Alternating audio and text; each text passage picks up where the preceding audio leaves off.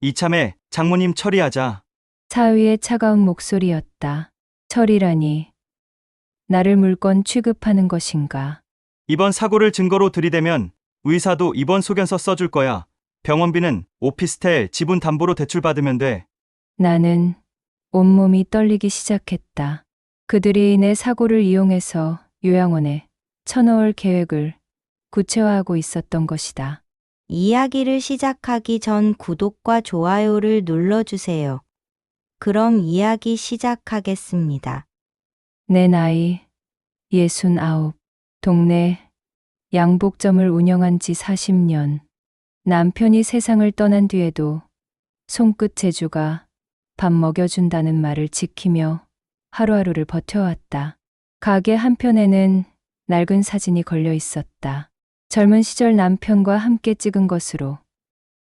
두 사람 모두 수줍게 웃고 있었다. 그때만 해도 이렇게 오래 혼자 살 줄 몰랐다. 하나뿐인 딸 미경이 시집가고 손자까지 얻었을 때는 늦은 나이에 행복이 찾아온 것 같았다. 딸의 남편 도연은 대기업 영업맨이었지만 늘 창업을 꿈꿨다. 특히 요즘 뜨고 있는 프랜차이즈 카페에 관심이 많았다. 가족 모임 때마다 사업 얘기를 꺼냈고 나는 사위의 열정, 어린 모습이 대견했다. 손자 서율이 8살이 되자 내 마음은 더욱 간절해졌다. 젊을 때 밀어줘야지. 어느 가을 저녁 나는 결심을 굳혔다. 평생 모아온 적금을 해약하기로 한 것이다. 시내 작은 오피스텔도 있었다. 남편과 함께 젊은 시절 어렵게 마련한 곳으로. 지금은 월세를 받으며 노후 자금으로 쓰고 있었다. 그 절반 지분과 전세 보증금까지 합치면 꽤 큰 목돈이 될 터였다. 딸과 사위를 불러 마음을 전했을 때 두 사람은 깜짝 놀라며 손사래를 쳤다. 하지만 내 의지는 확고했다. 내가 줄 때 받아야 하는 거야. 내 나이 벌써 69인데 언제까지 살지도 모르잖니. 손주 크는 것도 보고 싶고 너희가 잘 되는 모습도 보고 싶어. 결국 가족들은 내 뜻을 받아들였다. 다만 사위가 한 가지 조건을 제시했다. 장모님, 그냥 받기만 하면 저희도 마음이 무거워요. 공중사무소에서 계약서 하나만 써요. 공증사무소는 생각보다 번거로웠다. 공증인이 설명하는 법률 용어들은 복잡했지만 핵심은 간단했다. 내가 재산을 지원하는 대신 필요할 때 딸네 집에서 함께 살 수 있는 권리를 보장받는다는 것이었다. 배우자 사망 후 단독 생존자는 원할 때 사위 딸의 집에 동거할 권리가 있으며 이를 이행하지 않으면 오피스텔 지분과 사업권은 자동 회수한다. 모두가 웃으며 도장을 찍었다. 딸이 내 팔을 다정히 잡으며 말했다. 엄마, 우리 평생 같이 살자. 그날을 기념해 딸은 오피스텔 안방을 엄마 방이라 불렀다. 나는 가끔 그 방에서 하룻밤을 보내며 딸네 가족과 함께하는 시간을 만끽했다. 손주가 내 무릎에 기대어 책을 읽을 때 나는 이보다 더한 행복이 있을까 싶었다. 카페 개업 준비는 순조로웠다. 사위는 꼼꼼하게 입지를 조사하고 인테리어도 직접 감독했다. 딸은 메뉴 개발에 열중했다. 나도 가끔 공사 현장에 들러 격려의 말을 건넸다. 가족들이 함께 꿈을 이뤄가는 과정이 소중했다. 드디어 개업일, 화환과 축하 인사가 이어졌다. 첫 손님으로 내가 들어가 커피 한 잔을 주문했을 때 사위는 정중하게 인사했다. 저의 1호 투자자이신 장모님입니다. 그날 밤 가족들은 오피스텔에 모여 작은 축하 파티를 열었다. 나는 평생 이런 기쁨을 느껴본 적이 없었다. 내 결정이 옳았다는 확신이 들었다. 서율이 내 어깨에 기대며 행복해하는 모습을 보며 나는 내가 선택한 길이 분명히 옳다고 생각했다. 바늘과 실로 평생을 살아온 내가 이번에는 가족이라는 천을 더욱 튼튼하게 꿰매고 있는 것만 같았다. 하지만 나는 아직 몰랐다. 성공이 때로는 사람의 마음을 바꾸고 가족의 의미마저 흔들어 놓을 수 있다는 것을. 그리고 내가 정성껏 짠 이 계약서가 언젠가 예상치 못한 방식으로 빛을 발하게 될 것이라는 사실도. 그때의 나는 순진했다. 가족의 정이라는 것이 돈 앞에서 얼마나 쉽게 무너질 수 있는지, 내가 베푼 선의가 오히려 독이 될 수 있다는 것을 전혀 몰랐다. 하지만 곧 깨닫게 될 것이다. 그리고 그때가 되면 내 안에 숨어 있던 강인함을 발견하게 될 것이다. 카페 개업 첫 해는 그야말로 대박이었다. 내가 투자한 돈이 헛되지 않았다는 생각에 마음이 뿌듯했다. 위치 선정이 탁월했던 덕분에 개업 한 달 만에 단골 손님들이 생겼고 인터넷에서도 입소문이 퍼지기 시작했다. 사위는 매일 매출 정산을 하며 흐뭇해했고 딸은 새로운 메뉴 개발에 여념이 없었다. 나는 명절마다 오피스텔을 찾았다. 딸은 언제나 반갑게 맞아주었고 안방을 깨끗이 정리해서 내어주었다. 추석날 밤 온 가족이 둘러앉아 송편을 먹는 화기애애한 분위기를 나는 평생 잊지 못할 것 같았다. 사위도 처음에는 진심으로 고마워했다. 손님들 앞에서 자랑스럽게 소개하곤 했다. 장모님이 우리 1호 투자자세요. 그때마다 나는 어깨가 으쓱해졌다.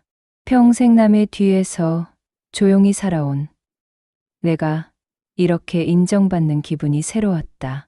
하지만 뭔가 이상한 기운이 감지되기 시작했다. 6개월이 지나자 사위의 태도가 미묘하게 바뀌었다. 카페가 자리를 잡으면서 자신감이 과도해 보였다. 매출이 늘어날수록 자신이 모든 것을 이뤄낸 것처럼 생각하는 듯했다. 내가 느끼기에 사위의 눈빛이 달라졌다. 예전에는 고마움이 가득했는데 이제는 뭔가 계산적인 느낌이 들었다. 사업이 성공하자 내 투자보다는 자신의 능력을 더 중요하게 여기는 것 같았다. 1년이 지나자 사위는 실제로 2호점 계획을 세우기 시작했다. 더 큰 규모의 매장을 구상하며 인테리어 업체와 미팅을 잡았다. 그리고 고급 외제차를 샀다. 나는 조금 의아했지만 별말 하지 않았다. 젊은 사람들의 생각이니 그러려니 했다. 하지만 조금씩 달라지는 것들이 있었다. 예전에는 주말마다 가족 모임을 가졌는데 이제는 사위가 늘 바쁘다고 했다. 딸도 카페 일로 정신없다며 만남을 미뤘다. 내가 오피스텔을 찾아가도 안방문이 잠겨 있는 경우가 많아졌다. 어머니, 요즘 도심보다 외곽 공기가 좋다던데요. 거기서 천천히 지내세요. 사위의 말은 부드러웠지만 뭔가 거리감이 느껴졌다. 나를 멀리 보내려는 의도가 숨어 있는 것 같았다. 하지만 나는 다 바쁘니 그러려니 하고 넘겼다. 대신 더 열심히 일해서 손자 학원비라도 보태주려고 했다. 가장 충격적인 일은 내 방이 사라진 것이었다. 어느 날 오피스텔을 찾아간 나는 깜짝 놀랐다. 내 방이었던 안방이 직원 휴게실로 바뀌어 있었다. 간이 침대와 옷장이 들어서 있고 카페 직원 유니폼이 걸려 있었다. 일시적인 거예요. 직원이 갑자기 집을 구하지 못해서. 딸의 변명이었지만 내 가슴은 철렁 내려앉았다. 엄마 방이라고 불렀던 그 공간이 이렇게 쉽게 다른 용도로 바뀔 수 있다니. 며칠이 한 달이 되고 한 달이 2달이 되었다. 내가 방문하려고 하면 딸은 미안하다며 다음에 오라고 했다. 나는 점점 섭섭해졌다. 내가 베푼 호의가 이렇게 쉽게 잊혀질 수 있는 건가. 하지만 가족이니까 참아야 한다고 스스로를 달랬다. 더 충격적인 일은 서율의 생일날 벌어졌다. 나는 손수 만든 케이크를 들고 오피스텔을 찾아갔지만 집은 텅 비어 있었다. 나중에 알고 보니 가족들은 고급 레스토랑에서 생일 파티를 했다고 했다. 엄마, 깜빡했어요. 갑자기 예약이 잡혀서. 딸의 변명을 들으며 나는 가슴이 먹먹했다. 예전 같았으면 나에게 먼저 얘기했을 텐데, 이제는 내가 고려 대상에서도 빠진 것 같았다. 손자의 생일에서조차 배제된 기분이었다. 그해 겨울, 사위는 실제로 2호점을 열었다. 더 큰 규모의 더 세련된 인테리어였다. 개업식에 나도 초대받았지만 예전처럼 특별 대우는 없었다. 그저 여러 하객 중 한 명일 뿐이었다. 사위의 인사는 정중했지만 차가웠다. 나는 구석 자리에 앉아 낯선 사람들 사이에서 소외감을 느꼈다. 성공한 사업가가 된 사위는 이제 투자자였던 장모보다는 새로운 거래처들에게 더 관심이 많았다. 내가 있어도 없어도 상관없는 존재가 된 것 같았다. 그날 밤, 나는 혼자 수선집에서 라면을 끓여 먹었다. 평생 바느질로 살아온 내가 이번만큼은 어떻게 이 상황을 꿰맬 수 있을지 모르겠었다. 더욱 서글픈 것은 딸의 변화였다. 예전에는 나를 챙기느라 바빴던 딸이 이제는 남편의 성공에 도취되어 있었다.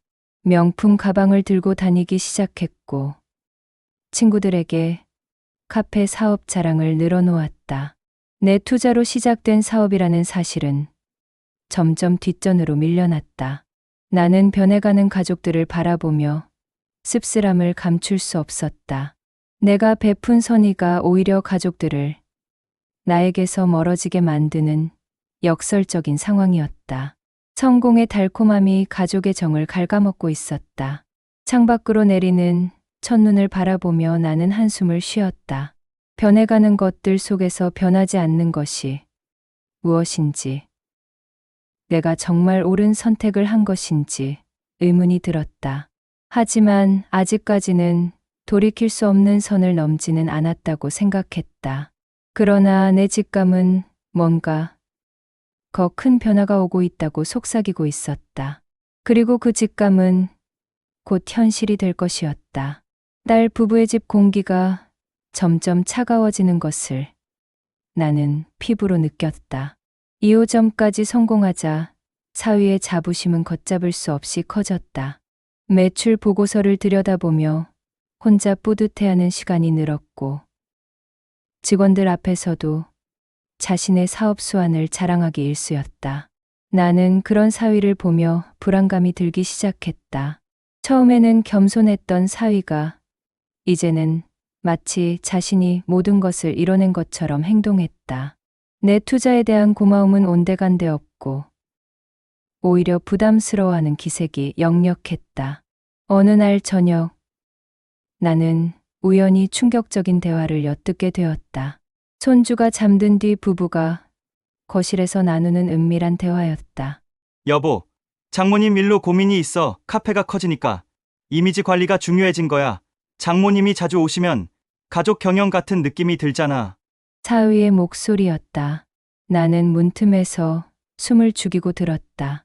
그래도 엄마가 투자해 주신 덕분에 이제 우리도 생각을 바꿔야 해. 당분간 장모님 오시는 건 미루자. 내 심장이 쿵쾅거렸다. 그들이 나를 짐으로 여기고 있다는 사실이 너무나 분명했다. 계약서가 있는데 딸의 목소리는 불안해 보였다. 그 계약서 허점투성이야. 요양병원에 모시면 돼. 그냥 치매 초기 진단만 받으면 강제로 모실 수도 있어. 그 순간 나는 온몸이 얼어붙는 것을 느꼈다. 그들이 나를 요양원에 쳐넣을 계획을 세우고 있다니. 내가 베푼 선의에 대한 보답이 이것인가? 그건 너무 심하지 않아? 어머니 오시면 애 울고 집이 뒤죽박죽이야. 노인이 집 드나들면 투자자들 눈치 본다고. 나는 조용히 그 자리를 떠났다. 가슴이 터질 것 같았다. 평생 가족을 위해 희생해온 내가 이제는 처리해야 할 짐이 된 것인가? 며칠 후, 나는 더욱 충격적인 사실을 알게 되었다. 딸이 혼자 있을 때 인터넷 검색창에 강제 입소 요양병원 절차라고 입력하고 있는 것을 목격한 것이다. 내 딸이 직접 나를 버릴 방법을 찾고 있었다. 그 무렵부터 나는 그들의 태도 변화를 더욱 선명하게 느꼈다.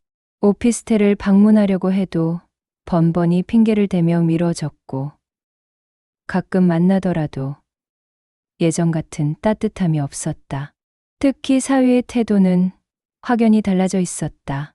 한겨울 어느 아침, 나는 손자의 학예회 소식을 듣고 깜짝 선물을 준비했다.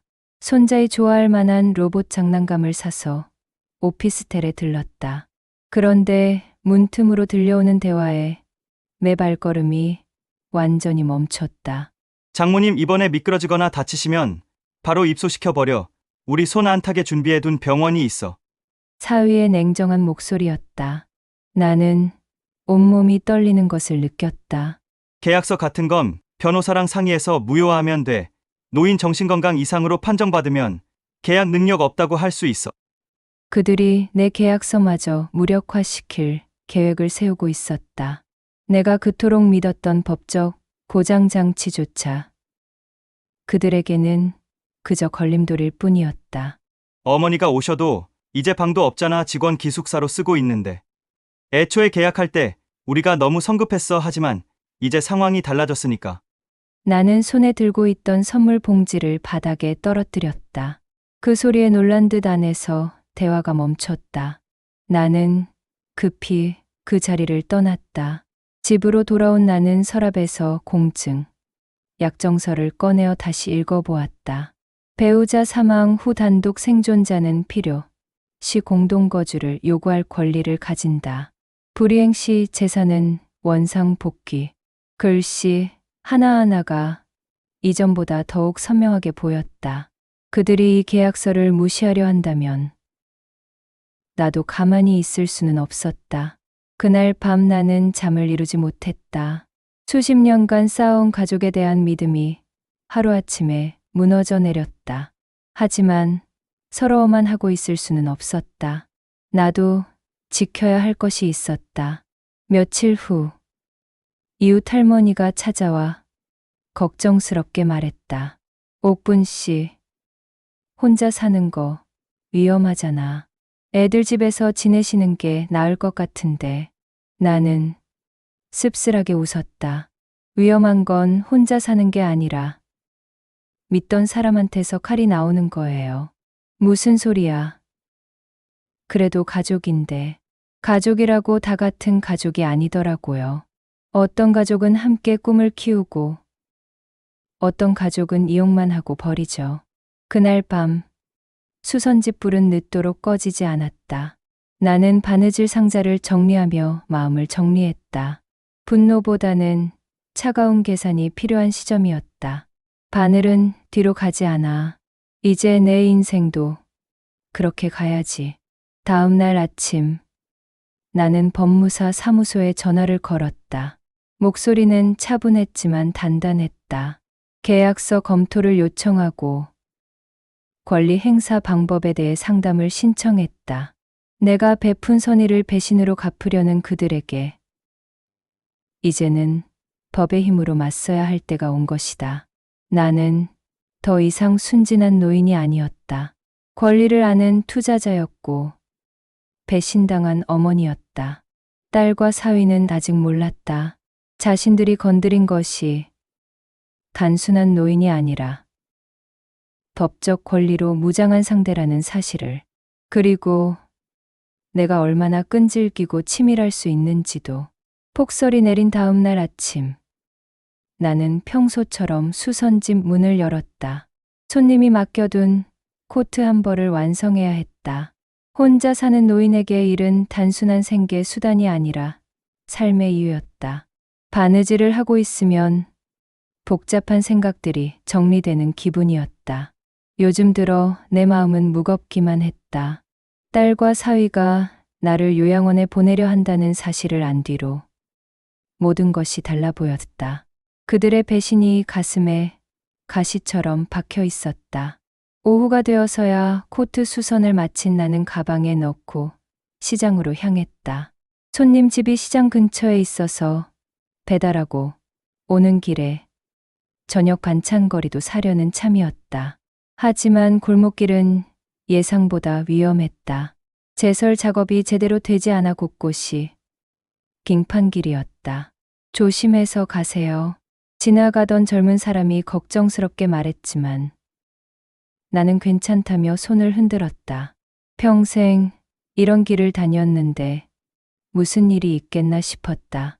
하지만 운명은 예고 없이 찾아왔다. 시장 입구 언덕길에서 내 발이 헛디뎠다.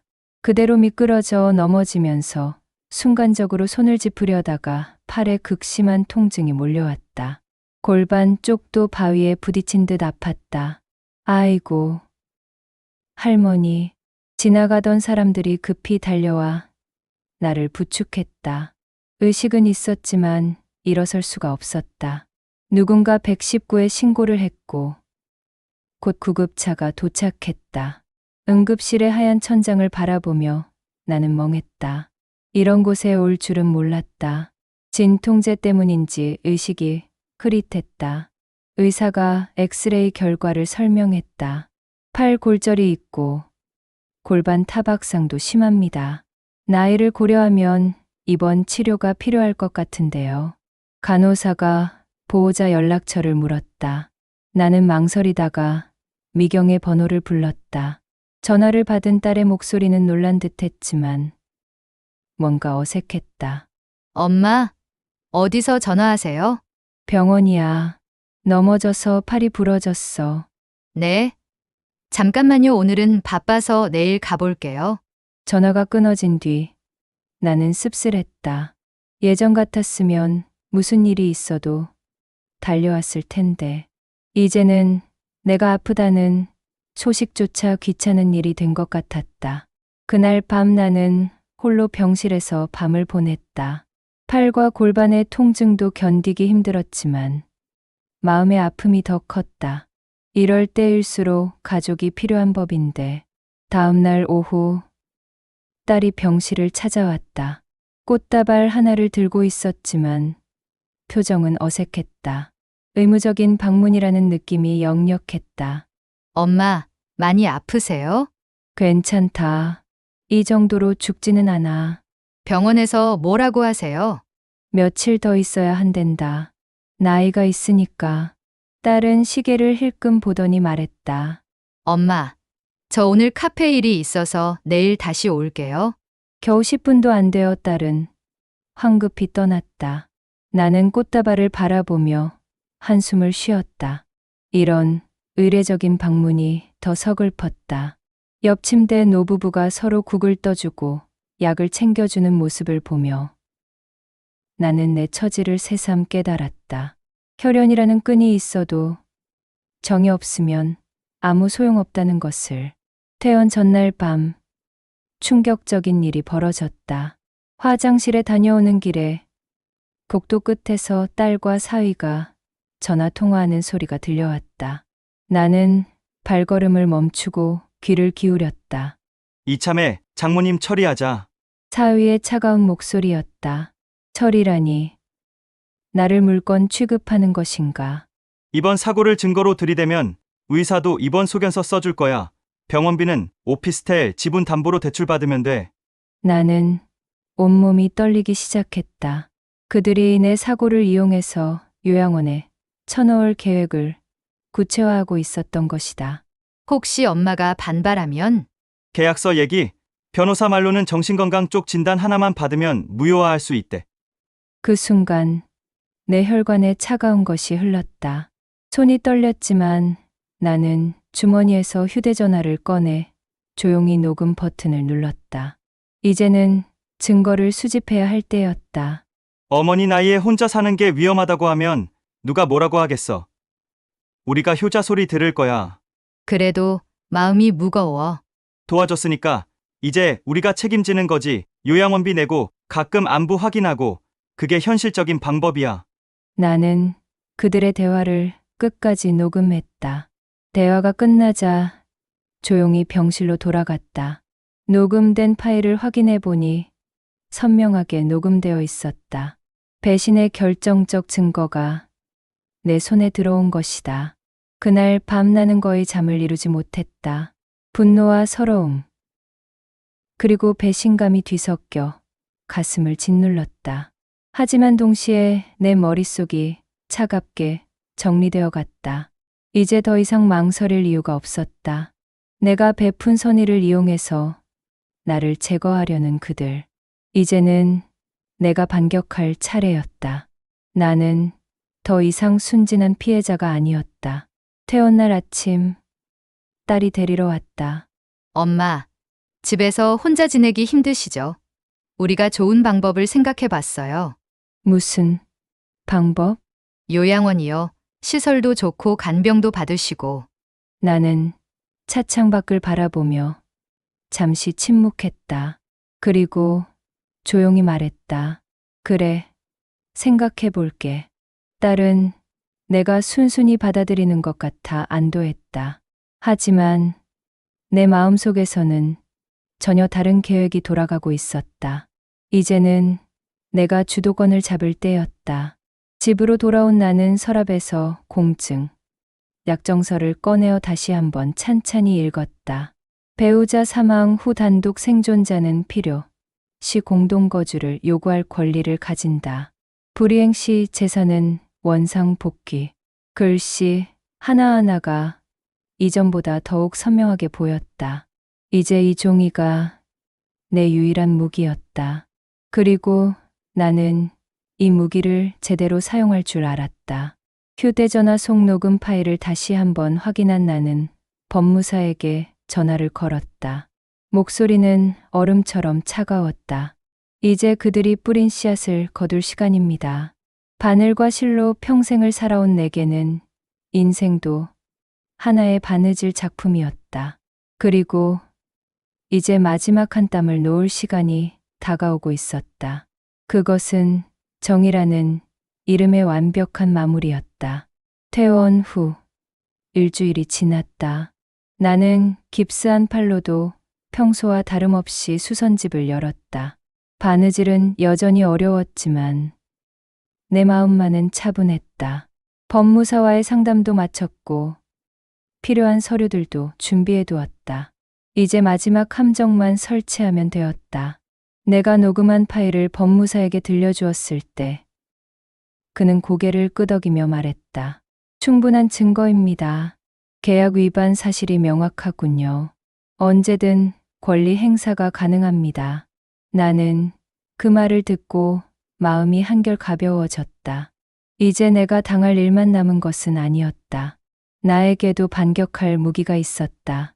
목요일 오후 나는 딸에게 전화를 걸었다. 목소리는 일부러 평소보다 더 다정하게 만들었다. 미경아, 이번 주말에 밥 한 끼 먹자꾸나. 오랜만에. 엄마, 갑자기 왜요? 그냥 오래간만에 가족끼리 모이고 싶어서. 너희 집에서 해 먹을게. 미경은 잠시 망설였다. 나는 그 망설임의 이유를 너무나 잘 알고 있었다. 요양원 얘기를 꺼내려던 참이었을 테니까. 알겠어요. 그럼 토요일 저녁에 오세요. 고마워. 맛있는 거 준비할게. 전화를 끊고 나는 씁쓸한 미소를 지었다. 그들에게는 마지막 기회가 될 것이고, 나에게는 마지막 심판의 자리가 될 것이다. 토요일 저녁, 나는 평소보다 정성스럽게 음식을 준비했다. 오피스텔 주방에는 고급 와인과 스테이크, 그리고 손자가 좋아하는 잡채까지 차려졌다. 마지막 만찬이 될 것이라는 생각에 특별히 신경을 썼다. 할머니, 이 잡채 정말 맛있어요. 손자가 젓가락질을 하며 기뻐했다. 나는 손자의 머리를 쓰다듬으며 미소 지었다. 이 아이만큼은 어른들의 추악한 싸움에 상처받지 않았으면 좋겠다고 생각했다. 사위가 와인을 따르며 분위기를 주도했다. 평소보다 친근하게 구는 것이 오히려 더욱 가식적으로 보였다. 나는 그의 연기를 지켜보며 속으로 비웃었다. 손자가 숙제하러 방에 들어간 사이 드디어 사위가 본론을 꺼냈다. 나는 이 순간을 기다리고 있었다. 장모님, 사실 우리가 말씀드릴 일이 있어서요. 이번 사고 보니까 혼자 계시기 너무 위험한 것 같아서 당분간은 같이 사는 건 어려울 것 같습니다. 드디어 나왔구나. 나는 찻잔을 천천히 내려놓았다. 그럼 어미는 어디로 가라는 거냐? 좋은 시설 알아봤어요. 쾌적하고 안전하고. 저희도 자주 찾아뵐게요. 좋은 시설이라니. 나를 격리시킬 감옥을 찾아놨다는 뜻이겠지. 그 순간 나는 가방에서 작은 녹음기를 꺼내어 테이블 중앙에 올려두었다. 사위의 얼굴이 순간 굳어지는 것을 나는 놓치지 않았다. 장모님, 그게 뭔가요? 너희 얘기 들었다. 다 녹음되어 있어. 나를 처리한다고 하던데? 딸이 창백해지며 일어섰다. 엄마, 뭔 소리세요? 병원에서 다 들었지. 내 사고를 이용해서 요양원에 쳐넣을 계획 세우던 거 말이야. 사위가 당황하며 변명했다. 그건 오해세요.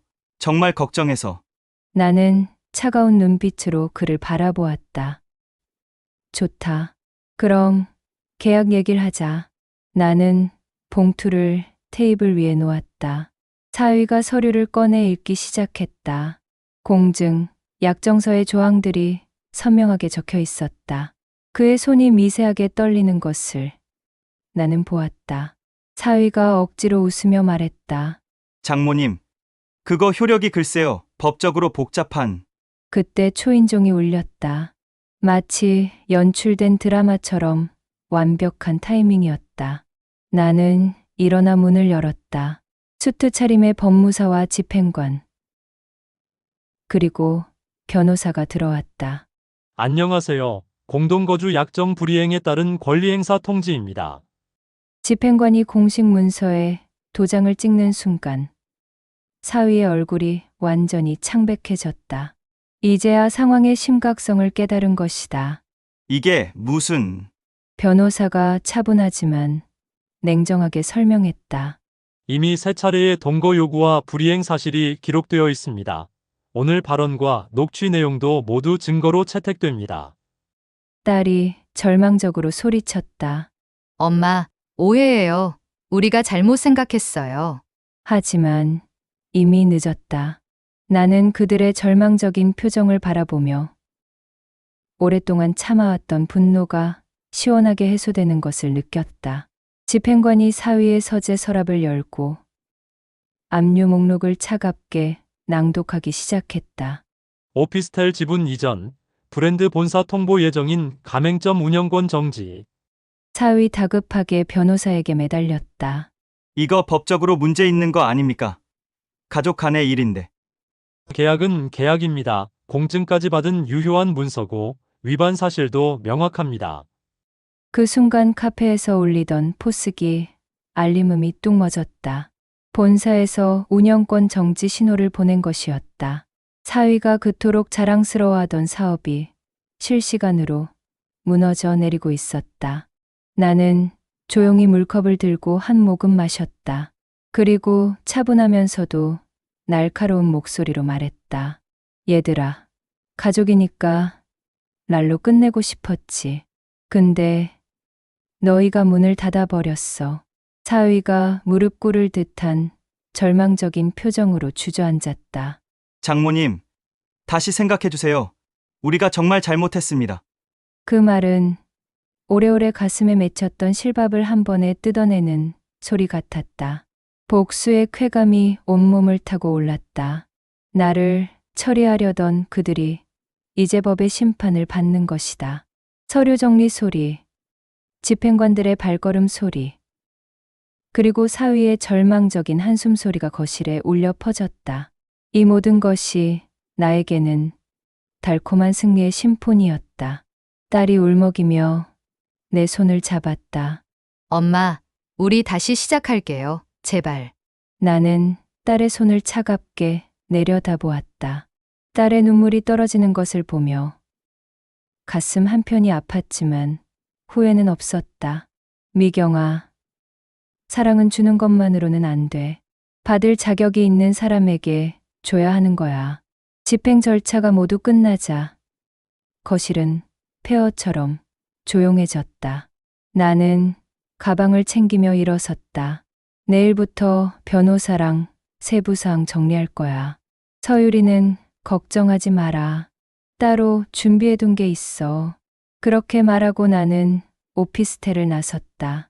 뒤에서 딸의 울음소리와 도현의 절망적인 신음소리가 들렸지만 돌아보지 않았다.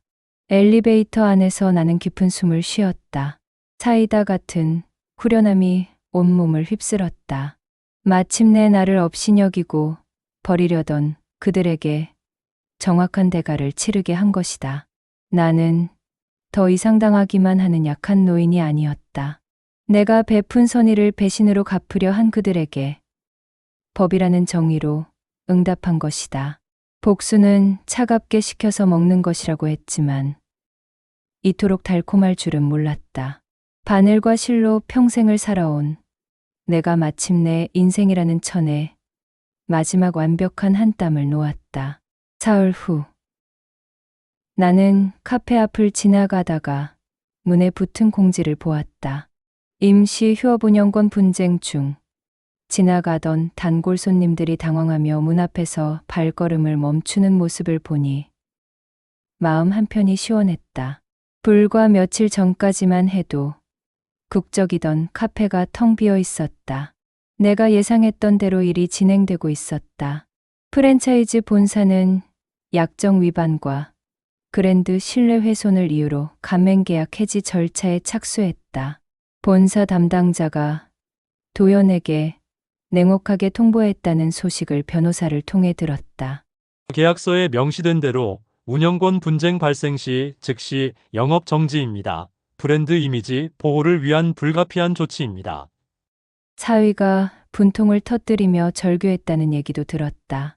나를 처리하려던 그가 이제는 자신이 처리당하는 입장이 된 것이다. 이건 사적 감정으로 사업을 망치는 거예요. 가족 간의 문제를 이렇게까지 해야 합니까? 하지만 내 변호사는 단호했다. 감정이 아니라 계약입니다. 도연 씨께서 먼저 계약을 파기하신 거고요.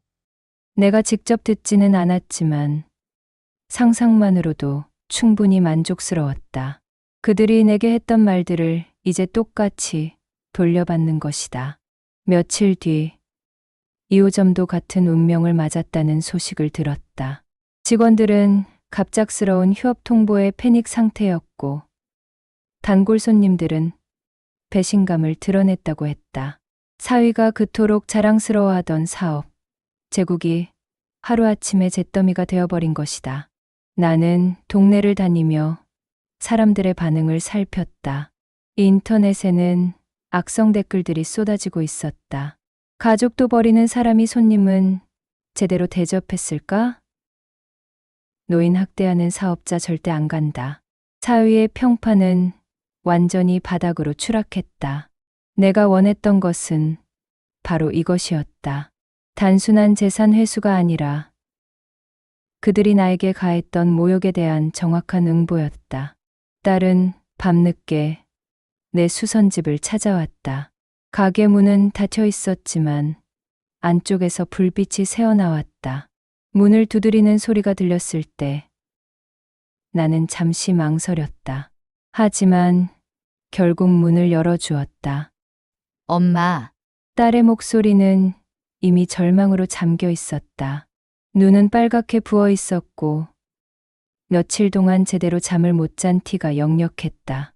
나는 딸의 이런 모습을 보니 마음이 아팠지만 동시에 이것도 자업자득이라는 생각이 들었다. 나는 차를 끓이며 딸을 맞았다. 예전 같은 따뜻함은 없었지만 그렇다고 완전히 차갑지도 않았다. 마치 계산된 거리감을 유지하는 것 같았다. 엄마. 우리가 정말 잘못했어요. 다시 시작할게요. 기회를 한 번만 더 주세요. 딸이 무릎을 꿇고 애원했다. 하지만 내 마음은 이미 단단해져 있었다. 미경아, 잘못은 고쳐야지. 하지만 대가도 있는 거야. 네. 알아요. 뭐든지 할게요. 엄마 말씀대로 다 하겠어요. 그때 나는 서랍에서 미리 준비해둔 봉투 하나를 꺼내 딸에게 건넸다. 딸이 봉투를 뜯자 서울교육신탁 약정서라는 제목이 보였다. 손자에게만 돌아가는 장학금과 의료비 지원 설정이었다. 엄마, 이건 아이에게는 어른 잘못을 물으면 안 된다. 서율이 교육비와 의료비는 내가 따로 관리할 거야. 너희가 건드릴 수 없게. 딸의 눈물이 조용히 바닥으로 떨어졌다. 나는 딸의 이런 모습을 보며 복잡한 감정이 들었다. 하지만 이미 선을 넘어버린 이상 완전한 용서는 불가능했다. 엄마, 저희를 완전히 버리시는 거예요? 버리는 게 아니야. 경계를 만드는 거지. 가족 간에도 계약이 있어야 하는 거야. 일주일 후 법원 조정기일이 열렸다. 나는 변호사와 함께 법정에 앉아 있었다. 양쪽 변호사와 조정위원이 참석한 가운데 최종 합의안이 논의되었다. 분위기는 장례식장처럼 무거웠다. 조정위원이 문서를 정리하며 선고하듯 말했다. 오피스텔 지분은 전량 고옥분 씨에게, 카페 운영권은 본사의 원상복귀 대신 최미경, 한도연 씨는 일정 기간 최소한의 생활자금을 지원받되 조건이 있습니다. 도연이 고개를 숙인 채 간신히 물었다. 조건이 뭡니까? 고옥분 씨의 동거 요구에 절대 불간섭할 것을 서면으로 인정하는 겁니다. 위반 시 지원 즉시 중단. 나는 그 말을 들으며 내심 만족했다. 이제 그들은 내게 함부로 할 수 없게 되었다. 딸이 떨리는 목소리로 물었다. 그럼 저희는 앞으로 나는 차갑게 답했다. 새로 시작하면 되지. 다만 이번에는 남의 돈에 의존하지 말고, 그리고 노인을 우습게 보지도 말고. 합의문에 도장이 찍히는 순간 사위는 고개를 더욱 깊이 숙였다. 나는 그 모습을 보며 오랫동안 맺혔던 한이 풀리는 것을 느꼈다. 자신의 오만과 탐욕이 어떤 파멸을 가져오는지 그도 이제 뼈저리게 깨달았을 것이다. 나는 속으로만 오래 삭혔던 한숨을 길게 내쉬었다. 이제 내 방은 문이 열린 곳에 두자. 법원을 나서며 딸이 조심스럽게 물었다. 엄마, 오피스텔에 다시 들어가실 거예요? 아니야. 그 집은 너희 추억이 많이 남아있잖니. 나는 새로운 곳을 찾을 거야. 그럼 어디서 지내세요? 골드 실버타운? 거기서 진짜 가족 같은 사람들과 살 거야. 미경은 내 결정을 이해할 수 없는 듯 했다. 되찾은 집에 들어가지 않는다니. 엄마, 왜요? 그 집은 엄마 것인데. 집은 그냥 공간이야. 중요한 건 마음이 편한 곳에서 사는 거지. 너희와는 이제 마음이 편하지 않거든. 그날 저녁 나는 오피스텔을 한 번 더 둘러보았다. 가족들과 함께했던 추억들이 곳곳에 남아 있었지만 이제는 쓰라린 배신의 증거들로만 보였다. 엄마 방이었던 안방을 마지막으로 바라보며 나는 차가운 미소를 지었다. 여기서의 내 역할은 끝났구나. 이제는 진짜 내 삶을 살 차례야. 며칠 후 부동산 중개업소에는 골드 실버 타운 입주 문의라는 내 메모가 붙었다. 69세 여성, 취미는 바느질, 조용하고 화목한 공동체를 원한다는 내용이었다. 새로운 인생의 이막이 시작되려 하고 있었다. 이번에는 누구에게도 배신당하지 않는 오롯이 내 힘으로 일궈낼 삶이었다. 그리고 그 시작은 달콤한 복수의 완성과 함께였다. 나는 지금까지의 인생에서 가장 큰 교훈을 얻었다. 가족이라는 이름에 속아서는 안 된다는 것. 그리고 내 권리는 내가 지켜야 한다는 것을. 바늘과 실로 살아온 인생에서 마지막으로 가장 중요한 바느질을 완성한 기분이었다.